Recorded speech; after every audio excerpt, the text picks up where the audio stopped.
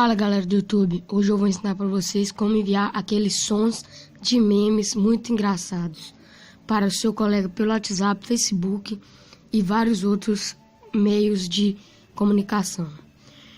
Você vai precisar desse aplicativo aqui, ó, Memes BR. Você encontra ele na Play Store, mas eu vou deixar o link aqui na descrição.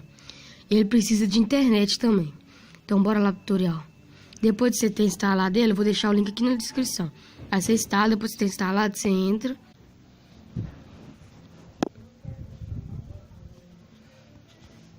Vou dar um pause aqui, quando entrar eu volto. Aí, já entrou.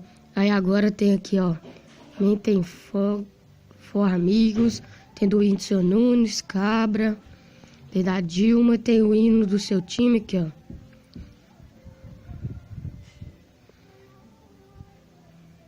Tem do Atlético Goiás, Atlético Mineiro aqui, ó.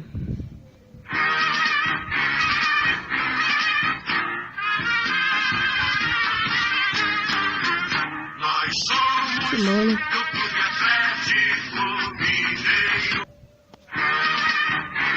Aí tem vários outros times aqui, ó. Tem do Corinthians, Cruzeiro, tem vários outros times. Aí tem vários outros negócios, que tem do Douglas, aquele meme muito conhecido. Tem do Naruto também, deixa eu só caçar do Naruto aqui. Tem do Papa Capim também.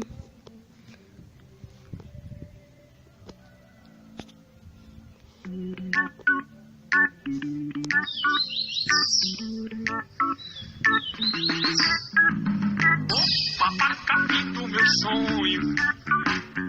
Aí pra você enviar, ó, deixa eu só escolher um aqui pra me enviar, ó. Pra você enviar, você vem aqui. Deixa eu ir daqui do Dragon Ball Z.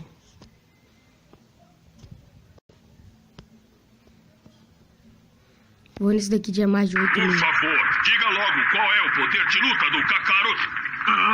É de mais de 8 mil. Mas Mais aperta de nesse 8 vídeo mil? Isso compartilhar. deve ser um engano. Esse aparelho deve estar quebrado.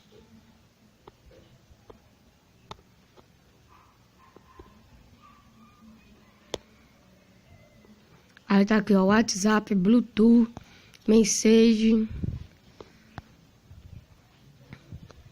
Eu vou enviar pelo WhatsApp.